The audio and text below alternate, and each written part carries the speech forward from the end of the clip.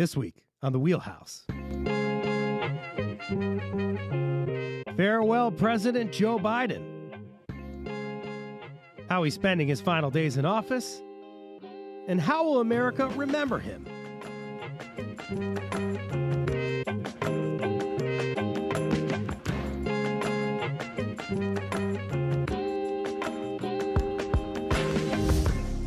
For Connecticut Public, I'm Frankie Graziano. This is The Wheelhouse. It's the show that connects politics to the people. We got your weekly dose of politics in Connecticut and beyond right here. On January 20th, Joe Biden will close the book on his presidency and pass the torch to President-elect Donald Trump. So what have been Biden's final priorities as president? And what does that tell us about the legacy he hopes to leave behind? That's what we're focusing on this hour, and it's almost like we have a dream team here today. From the Hill, joining me now, Brackton Booker, national political correspondent for Politico. Brackton, great to have you on. Great to see you this morning. You're looking great. Hey, thanks for having me. You do too, man. You got a bow tie on. I'm trying to look good, but listen, Brackton, you and I, we're not going to look as great as Lisa Hagen joining us here this morning. How are you today, Lisa? Hey, Happy New Year, Frankie. Happy New Year to you as well. Connecticut Mirror and Connecticut Public's shared federal policy reporter. Both of these individuals are very busy right now. How will you remember Joe Biden's work on behalf of the American people? That's the question we're asking all of you folks today. 888-720-9677. 888-720-9677. Former President Barack Obama, Brackton, was famous for reminding the public that there's one president at a time. There's been a lot of attention on President-elect Donald Trump and what he might do once he's sworn into office. Has the spotlight moved off of President Joe Biden in recent weeks? And if so, why?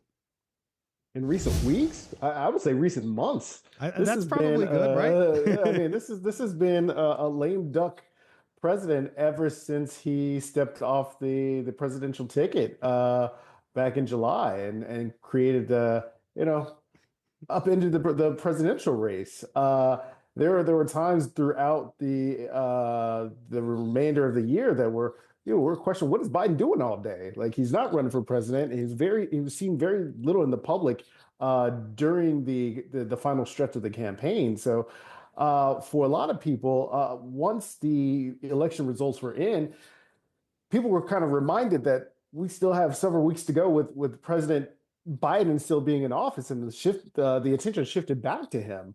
I think people are going to remember him as a steady hand coming during the beginning or the second year of the pandemic to kind of stabilize the economy and get vaccines into people's arms.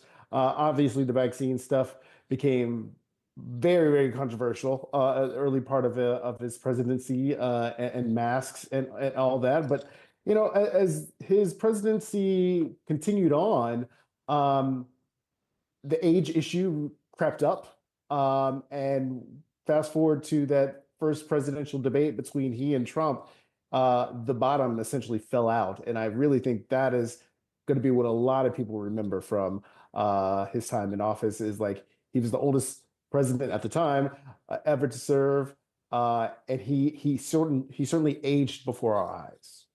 And it only stays warm enough in Rehoboth Beach in Delaware for so long. You can't stay on the beach forever. You got to get back to work. And it sounds like that's what's happened after the stunner in July, as Brackton was pointing out earlier, when President Joe Biden essentially, I don't know if he moved off the ticket or was pushed off, but nonetheless, Politico, where Brackton works, reported across nearly 2 weeks abroad since the election, Biden spoke just 7 words, Lisa, to the media traveling with him.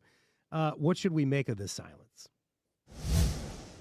Yeah, I mean, it's exactly what Brackton said. I mean, he was kind of put in a tough position because, he had to kind of take a back seat with Vice President Kamala Harris running for president. And then once that election didn't go well for Democrats, I mean, Donald Trump kind of immediately filled that void as someone who's coming in as president-elect. And so I think that's kind of what we're seeing over the next, well, now we got matter of days, but in recent weeks, we've seen him kind of trying to shore up his legacy and do some kind of last minute actions, some things that Trump is already vowing to undo.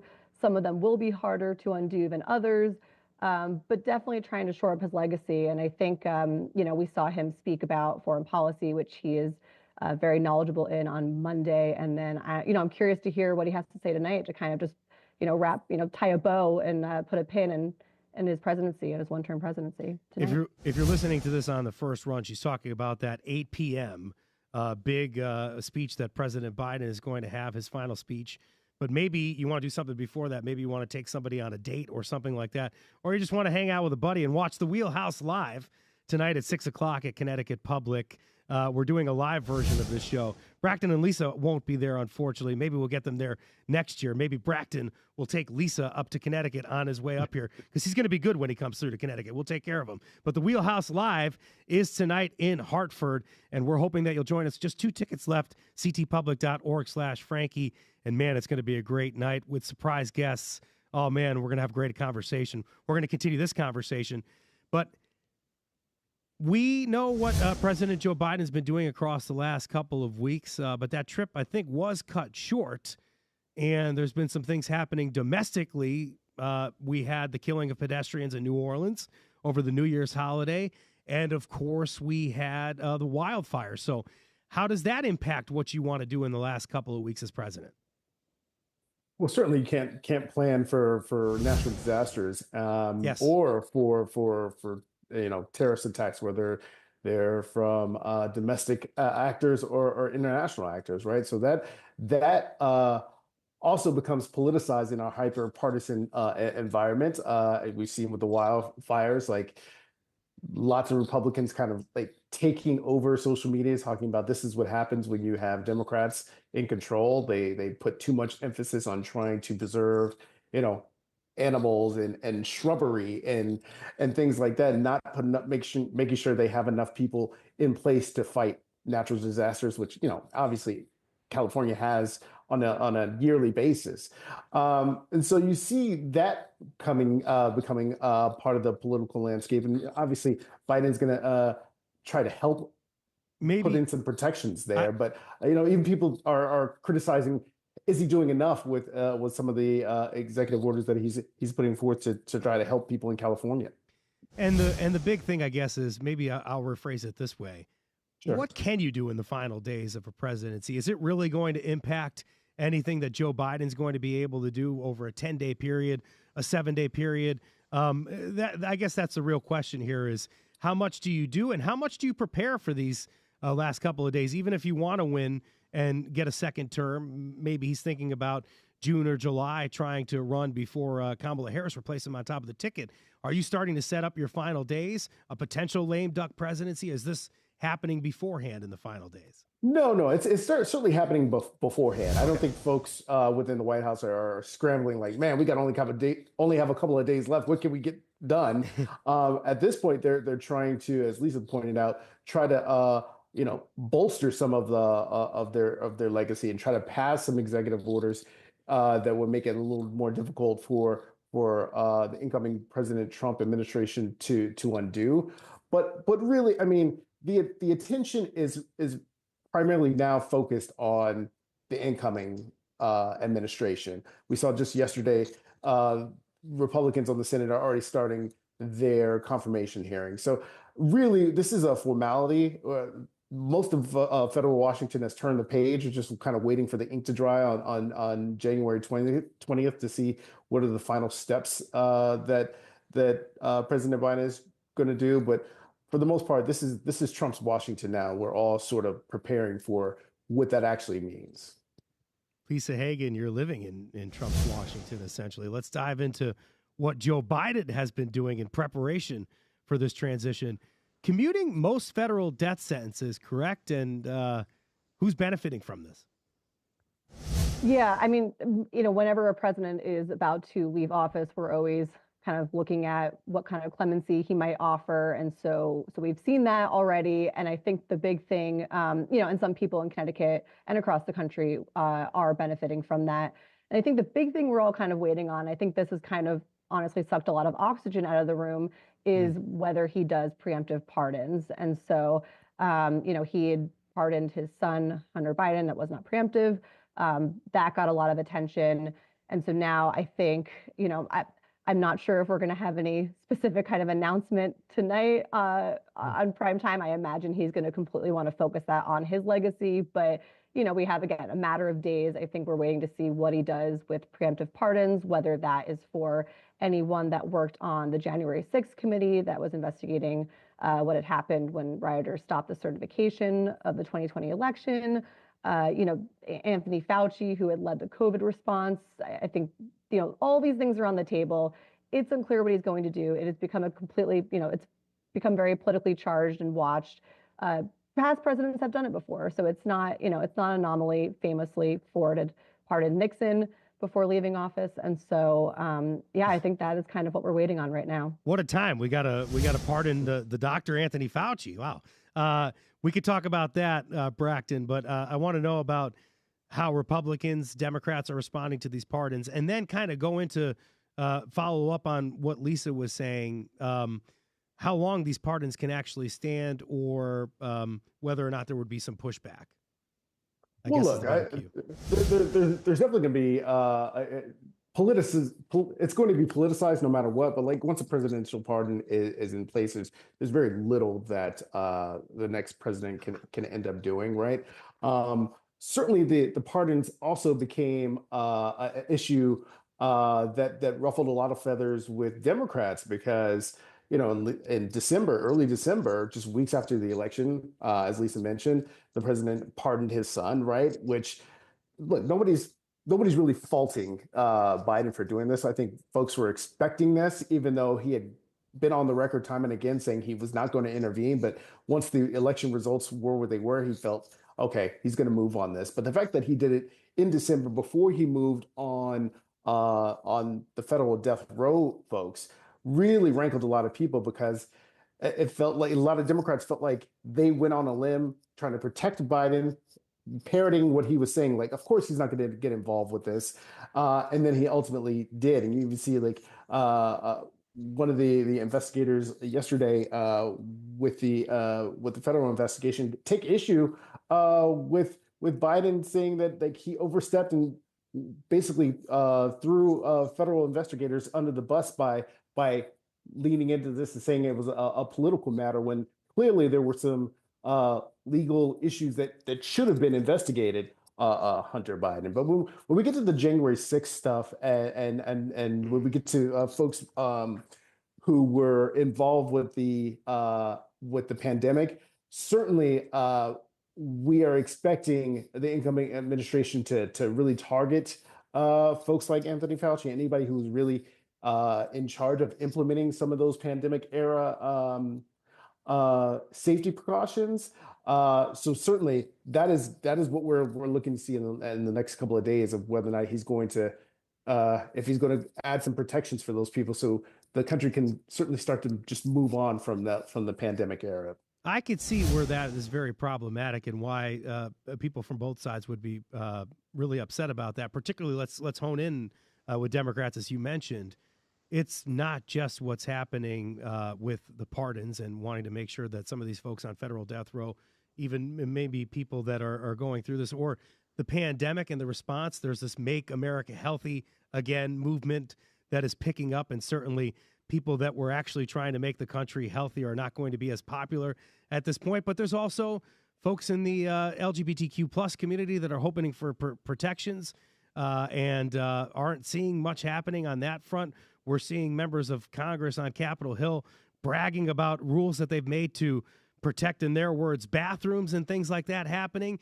And the president is looking to protect his son. So could you just continue down that road on other people that might be seeking some action here in the final days? Yeah, you're absolutely right. I mean, just yesterday, the House passed a bill trying to protect women's sports, which obviously became a touch point during not just this past election cycle, but in previous election cycles, because Republicans have used this as a wedge issue and really successfully labeled Democrats as sort of kowtowing to LGBTQ issues instead of, trying to fix the economy for regular everyday Americans. So we are going to see these trans issues kind of continue to percolate in the when when Trump gets into office. But yes, there are a lot of folks with LGBTQ groups that feel like, look, you came into office promising protections. We've gotten very little. We've gotten representation within the administration, but as far as federal protections, there've not been all that much. Obviously, he was working towards some action late in 2024, and then ultimately moved away from doing that. So, obviously, the last couple of days of his presidency, there's the opportunity to pass some broader protections. But right now, I talked to some LGBTQ groups yesterday. They're trying to find their footing forward, trying to work with different Democratic Party officials that are going to be in office well beyond President Biden's term, to figure out if there's some legislative action that could be taken either on the federal level or in the states. Thank you for that work, Braxton. And we at Connecticut Public are going to be paying attention to LGBTQ plus rights, trans rights, and, of course, reproductive rights in the coming year. So please stay tuned to the Wheelhouse. I want to switch gears to Lisa and student loan debt, a central focus of Biden's administration. Is he doing anything to address that in the final weeks in office? I know we're hearing that potentially we might not see more forgiveness in the next administration. What are your thoughts? Yeah, this has been, and I think, a really big area for him and his administration, including Miguel Cardona, who is the Secretary of Education from Connecticut. And so, yeah, they've been kind of, I think, trying to shore up and cement that legacy on student loan debt. We've seen kind of in the last final days a little bit more debt relief. It's very targeted, though, so it's on public service loan forgiveness program. So anyone who's been in public service, we're seeing dismissal of more of those loans. I think for some people who are disabled. And so again, it's all very targeted relief. I think, most notable in, when you look at his legacy on student loan debt, I think the administration has said they've done 28 different debt relief actions since he took office. But again, notably, the most sweeping one, the one that would have erased anywhere from $10,000 to $20,000 of, student debt, it got blocked by the Supreme Court. And there were hundreds of thousands of people in Connecticut who would have been eligible for that, obviously many more around the country. And that got struck down. And so, that will always be, a little bit part of that legacy. But, they're really trying to tout the fact that they are doing what they can to help younger people and older people too who have had debt for a while. Lisa, let's go down this road. Something that Bilal Sekou, a friend of ours from the University of Hartford, said on this show last week that really stuck with me is, particularly in Connecticut, where we know how hard it is to fix housing policy, as it is down there in D.C., we know about the discrepancy between some parts of Virginia and Maryland compared to Washington, D.C. proper, the achievement gap, as it were. In order to fix this, some folks are thinking that you have to take a holistic approach. So maybe you fix, in order to get somebody housing, maybe it's that you don't necessarily give them the housing stock. Maybe first you're able to forgive some of their student loans. Maybe you're able to forgive their medical debt. So tell me about how important of a component of this as well, medical debt and improving credit scores is to helping young people, helping old people, and helping the economy. Yeah, that's another thing that I think the administration has tried to do in, again, final days, final weeks, is you not able to, take into account medical debt from appearing on your credit reports. And so a lot of the times when you're seeing any kind of debt and loans that you have that could impact your credit report, that can prevent you from getting a mortgage. So therefore, again, housing being a very big deal, that could impact you getting a car loan, any kind of thing that you're seeking. The fact that you can be having student debt or medical debt could be taken into account and can block you from getting that relief. And so the administration, through the Consumer Financial Protection Bureau, had removed billions of dollars for millions of people basically from appearing on their credit report. And so, again, these are all final actions. I don't know if for what the Trump administration will do. It's totally possible they will want to reverse these things. And I think, as I said before, as a caveat, some things can be easily reversible when you get a new administration come through. Other times, they might have to go through the courts. They might have to go through Congress. So I think that's the biggest thing, is that Biden is trying to, again, cement his legacy. We will see what the Trump administration wants to do on those last minute actions. Bracken, anything you want to say about what you've been hearing on the Hill regarding that, and any other last minute things here that are happening on the Capitol Hill? Any kind of last minute priorities? Well, look, what I'm hearing from a lot of Democrats is they're really just trying to figure out what the next steps are, not just with debt and for trying to protect folks, but also like what is this resistance going to look like once Trump is in office? There seems to be like the Democratic Party is in a little bit of a disarray. So the last couple of days of the Biden administration, they're really trying to solidify and try to get on the same page as far as like how they are going to set themselves up to be a foil or resistance to the incoming Trump administration.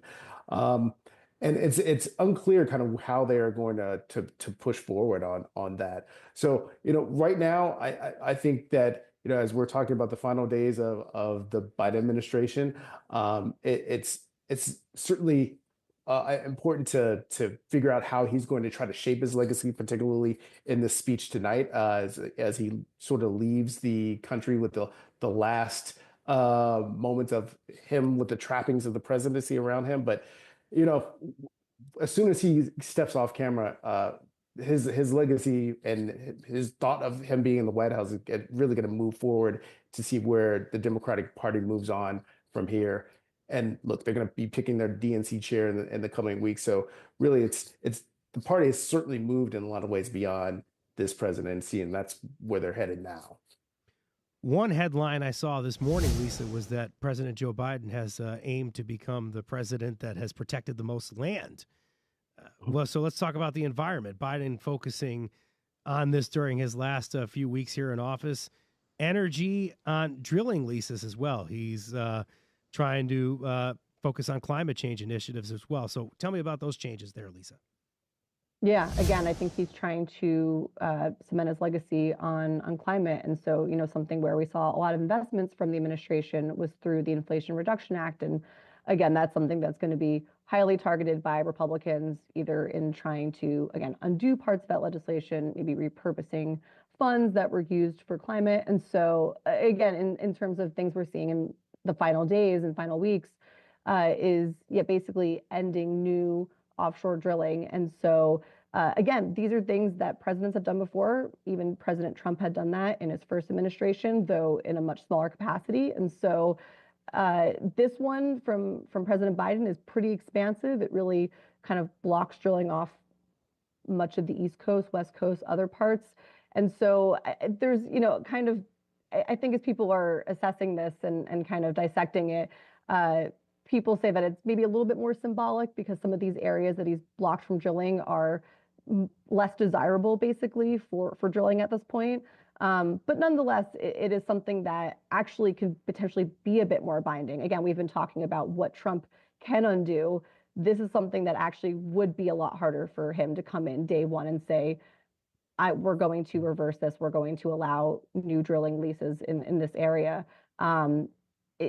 Courts, it's a lot harder to kind of go through legal paths to undo this. And so I don't know if this is something that Congress takes up, but maybe symbolic, but something that actually we could see for quite some time. That's Lisa Hagen, federal policy reporter for Connecticut Mirror and Connecticut Public. Bracken Booker still on your screen, national political correspondent for Politico. They're going to stick with us. Tell us what you think of Biden's final days in office. Really quickly, I'm going to tell you folks, we got 2 tickets left to the Wheelhouse Live tonight in Hartford. It's at our studios. Want to make sure that everyone is able to get there. Just 2 tickets left, as I mentioned. It's at 6 o'clock. Go to ctpublic.org/Frankie. 3 surprise guests, plus our great show regulars, Susan Raff, Mark Pazniokas, and Bilal Siku. So go to ctpublic.org/Frankie. Back in a second, talking about drilling leases to drilling down on foreign policy. Stay tuned with the Wheelhouse.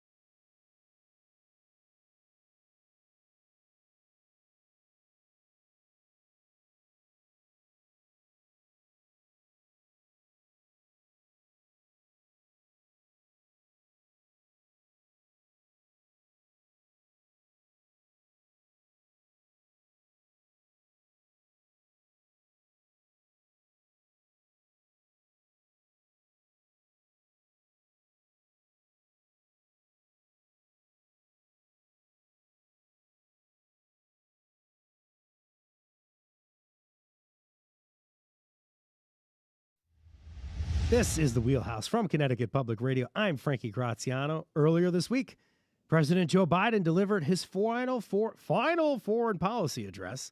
I'm such a professional. Here to talk through what he said, Lisa Hagen, Connecticut Mirror and Connecticut Public's shared federal policy reporter, and Brackton Booker, national political correspondent for Politico. And let us know, folks, if you're out there, what you think about Biden's speech on foreign policy, or how you're going to remember Biden's time in office, maybe how you're prepping for the next administration. Give us a call, 888-720-9677, 888-720-9677. Much of President Biden's speech focused on what his administration sees as wins during his 4 years in office, including how he handled the war between Russia and Ukraine. In his opinion, let's listen to the clip. Today, I can report to the American people, our adversaries are weaker than were when we came into this job 4 years ago. Just consider Russia. When Putin invaded Ukraine, he thought he'd conquer Kyiv in a matter of days. But the truth is, since that war began, I'm the only one that stood in the center of Kyiv, not him. Putin never had. A very triumphant tone there from the president. How is Biden thinking on his administration's response to Russia's war in Ukraine? Sounds like he's happy about it, Lisa. Yeah, no, he definitely took a victory lap on that. You know, in his 4 years, you know, he's had to deal with a number of crises abroad, and so and Russia invading Ukraine being one of them, and so definitely took a bit of a victory lap on that. And I think, you know, that was intentional, not just to show, you know, what progress has been made or the fact that, you know, Russia has not taken over Kyiv, but, you know, the fact that they are going to be handing this off and frankly, everything in his foreign policy portfolio to the Trump administration, where I think they are definitely worried and concerned how the Trump administration will handle that going forward. And so putting a pretty big spotlight on that. I mean, again, he ticked through a number of things, including some parts of his, you know, foreign policy handling that, you know, didn't, you know, were not as big of bright spots, but, you know, that being, I think, one of them for him. Also talked about how much money he was able to, and Congress was able to get over to Ukraine as well. And that wasn't very popular from the people on the other side of the aisle. And this isn't either what I'm about to have you listen to, Brackton. President Biden talking about his decision to withdraw troops from Afghanistan. Here's what he said. When I took office, I had a choice. Ultimately, I saw no reason to keep thousands of servicemen in Afghanistan. In my view, it was time to end the war and bring our troops home, and we did. This was an incredible proposition to try to end a long-standing war, try to bring troops back, and do something that Biden is saying that a previous administration left for him. So you take all of that, Brackton, and try to unpack it. That's a lot to unpack there. A 20-year war that you know he will be given credit for ending the longest war in U.S. history. I mean, I think just that statement is a fact there. Now, how it came to be is really a question that is up to debate. Republicans had hammered him for saying, like, look, we don't disagree with you, President Biden, on ending this war, but don't set a date. If you set a date, that's when the Taliban knows that they can go in and basically take over everything because they are just counting down the days for the U.S. departure. And in a lot of ways, that came to fruition because we saw how chaotic the final days were when we were pulling out of Afghanistan and Kabul especially, where the Taliban and U.S. troops got into, exchanging a fire, and some service members were killed, which he sort of glossed over in that foreign policy address that he had. You know, he acknowledged that people lost their lives, but kind of framed it in the greater good of ending that war. So I do not think that it's going to be something that is going to be tarnishing of his legacy. But I mean, I'm just thinking it is kind of apropos that just last week, this president, as well as former presidents, were all in attendance to another one-term president, and Jimmy Carter, paying their final respects.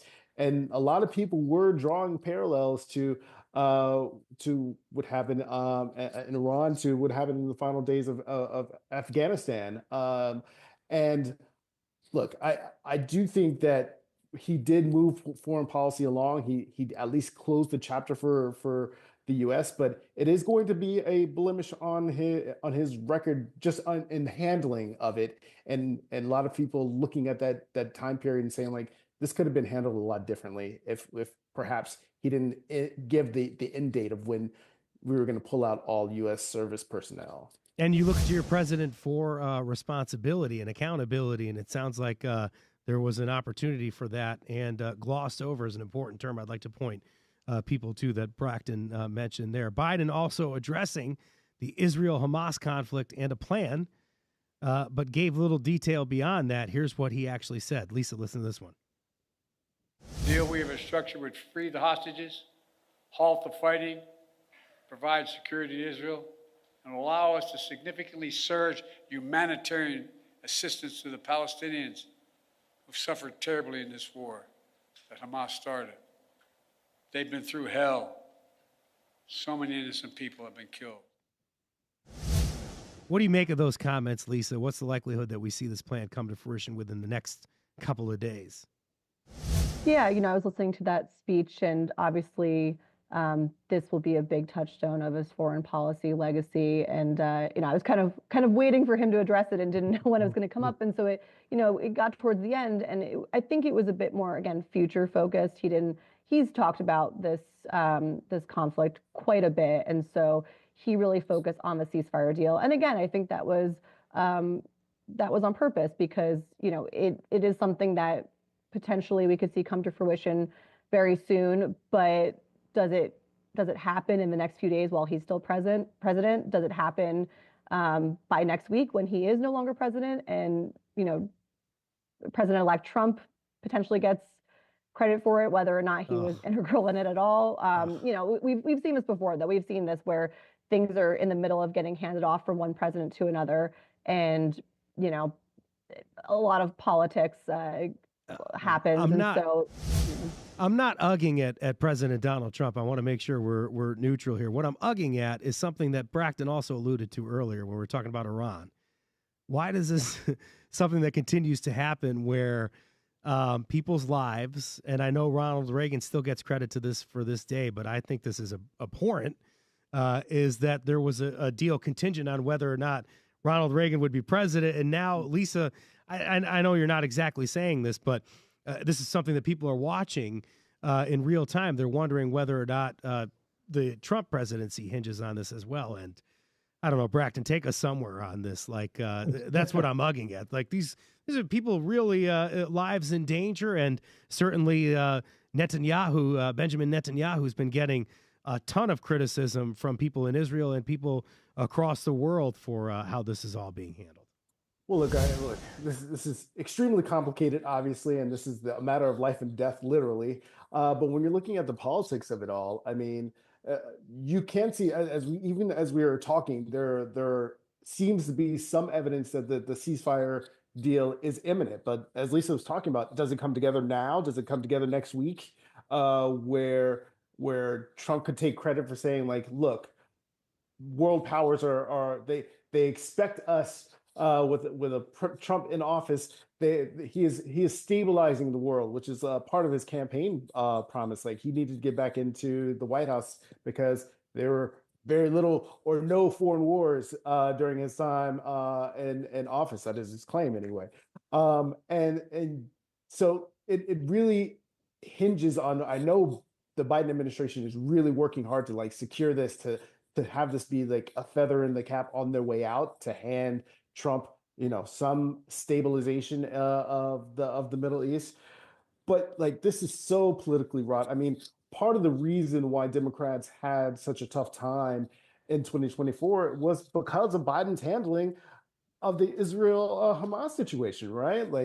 You saw people within the Democratic Party take issue because he didn't want to call what was happening there a genocide, what was happening in Gaza. And that lost him a ton of support, especially in the Midwest, where you saw the uncommitted movement move against the Democratic Party because of their kind of unflinching support of Israel. So this, like I said, is wrought with politics. So even if there is a ceasefire deal in the coming days, this has far-reaching political implications about how the parties continue to move as we kind of head into 2025 and further into 2026, and whether or not Democrats can even get those people back who either broke for the party and supported Donald Trump, or just sat out from politics altogether. So that is also going to be part of Biden's legacy for kind of ushering in this fracturing of the Democratic Party. Certainly understandable that there's a tone that has to be struck in these last few days, but acknowledging lives lost from these hostages as well, and their families that are upset, and similarly, maybe even more importantly, in terms of the amount of loss, the casualties, as you mentioned, the amount of people, the civilians that are dying in Gaza. And I would imagine that that's something that continues to impact Biden here in the final days. As Braxton mentioned, we saw the election results over in the Midwest of this country. But switching one last time to talk about energy and the Paris Climate Accords, this is a lot of things that folks are watching now. We certainly had a survey recently at Connecticut Public, and a lot of our listeners said that they care about climate change, and an effort that President Joe Biden undertook after getting into the White House was reversing some of these moves that Donald Trump made to distance himself from the Paris Climate Accords. What might happen to this, plus other climate policies pushed by Biden? Lisa mentioned earlier the Inflation Reduction Act. Yeah, that was for Braxton. Sorry, I messed up that toss. You go ahead, Braxton.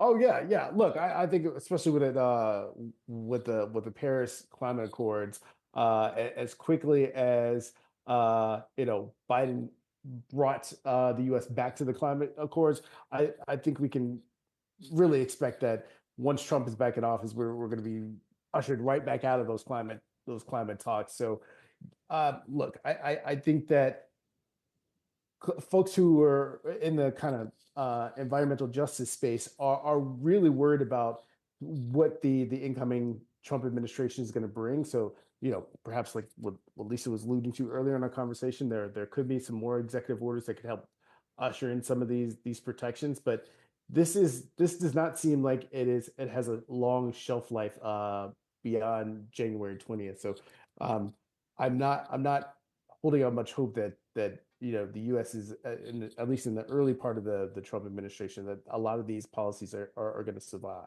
Lisa, your thoughts?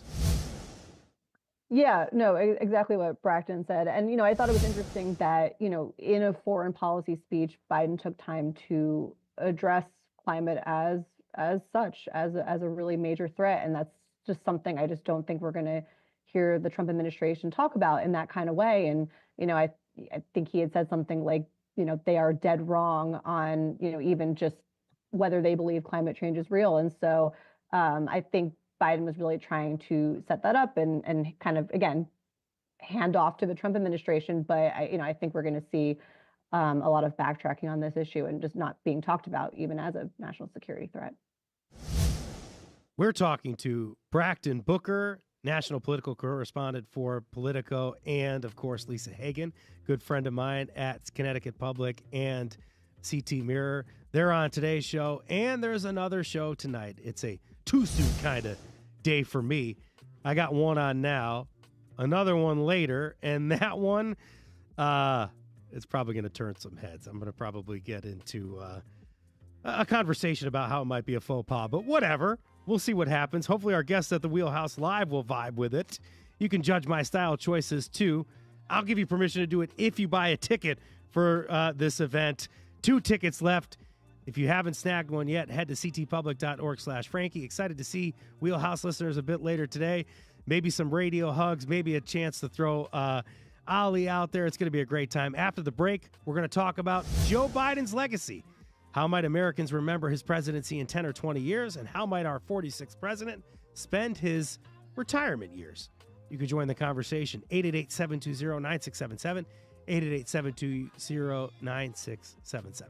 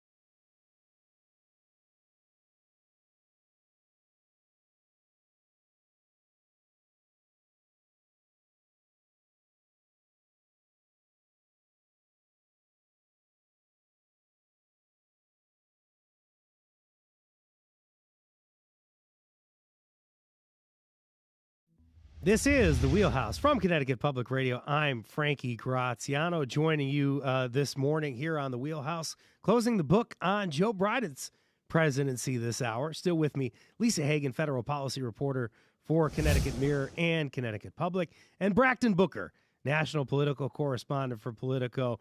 Man, it's been too long since I talked to Braxton. That's all I'm seeing and understanding here. I'm so glad to talk to you today. So glad that you're giving us some time, especially you too, Lisa, with all the busy things that you're doing as you transition from one Congress to the next year and covering this. I want to know how folks, though, are going to remember President Joe Biden's leadership. Tell us. Join the conversation, 888-720-9677, 888-720-9677. Lisa, the big challenge that Biden inherited domestically, COVID-19 and the pandemic, I'm wondering how that public health crisis plays its way into how Americans will remember him. Yeah, I think it's hard. It's a challenge for him and just for everyone. It's really changed in how we've seen the pandemic. I mean, we're, a number of years out now. And I think, at the time, at least when it is still the Trump administration, there were bipartisan efforts to get pandemic relief done. And then, they'd done a decent amount of packages, and eventually Republicans didn't want to do any more spending. And so Biden comes into office, and then they basically do like a party line final major tranche of pandemic funding. And so, the party has defended their decision to do that as, hey, it was needed at the time. We needed to buoy families, small businesses, get them through this really unpredictable and, quite unprecedented time. And so, but, as pandemic got pretty politicized, there was continued closures of schools. It's hard. I think they're still reckoning with how Americans think of that time and pandemic funding. Experts also say that, because they were doing intense amount of spending, it probably led in part to contributing to inflation. So I think there's, mixed reviews on that. But, I think we're also, states like Connecticut are, dealing with the ramifications of a lot of that pandemic funding ending, schools seeing less of that funding. And so I think, as much as that's become politicized, I think states are kind of reckoning with the fact that they now have to plug holes. And, that was funding that really got them through a hard time. The mental psyche that the pandemic, the impact that it had on all of our psyches. And then, as Lisa is talking about, now you're talking about education, stood up by ARPA dollars. We'll always remember that that four-letter phrase there, ARPA. But now those dollars are all spoken for. So a lot of these states that are now having to cope with not just a public health crisis, but now a mental health crisis, are dealing with the ramifications of that. Thank you for bringing that up, Lisa. During these final days in office, President Biden focusing a lot of his rhetoric and messaging on the importance of preserving democracy, Braxton. For instance, on January 5th, he wrote an opinion piece for the Washington Post imploring people to not forget the Capitol insurrection. A lot of people thought that was an interesting thing to do, to go to the old playbook here and maybe dial up the old opinion piece. Yeah. Look, I'm not sure how many people outside of politicos who really are engaged in and reading opinion pieces are really swayed by that, right? I think like with everything that we've seen in politics in recent years, even that has certainly gotten politicized, right? Like the Democrats ran on a platform of you have to stop Trump to save democracy. But in the end, you could also make the argument that democracy worked because folks turned out in record numbers to vote, right? And people decided that they wanted Trump back in office.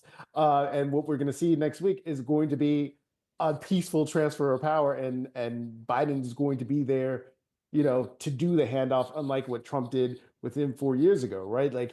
And so in some ways, his actions of helping preserve democracy probably not going to make a ton of footnotes in our nation's history, but it is a continuation of look, democracy held. We did not have wide scale riots that some were predicting after the election if it would have gone either way.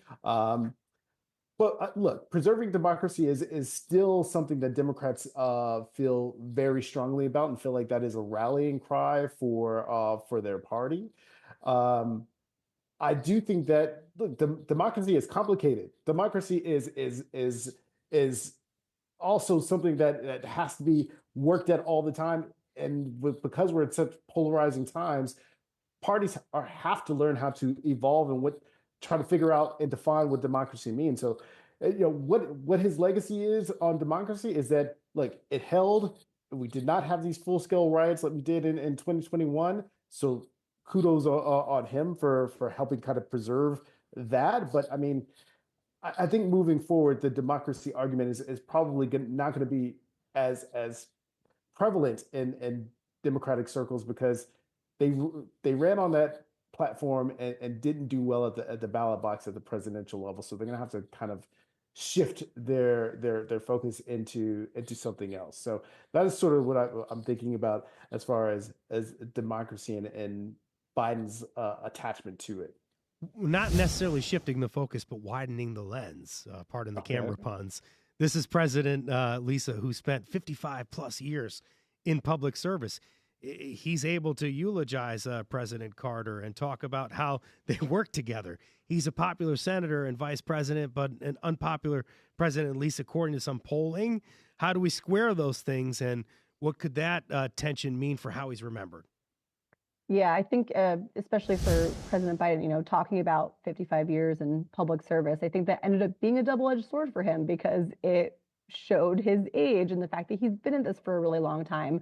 But obviously, when it comes to things like, as he spoke about on Monday, foreign policy, that gave him the time to really get to know allies and other world leaders. And so I think it both worked for and against him a little bit. But, I think the fact that we were just, mourning and eulogizing, Jimmy Carter, it's really emblematic of the fact that, he is going to be another one-term president. And those can be really complicated legacies. And so, it's easy, or it's in fact hard to kind of think about Biden and his legacy in this time because, things are so polarized and we're still kind of parsing through. But, I will be curious to know years and decades from now, like, does he kind of fare the same fate as, thinking back to Jimmy Carter, where we're thinking of him more positively and we're kind of forgetting some of those blemishes on his record? Or is he just a product of the fact that this is, again, a really polarized, gridlock time and, that might hold? Do we know anything about what the president plans to do next, guys? Jump in if you got it. Besides maybe getting on the beach in Rehoboth.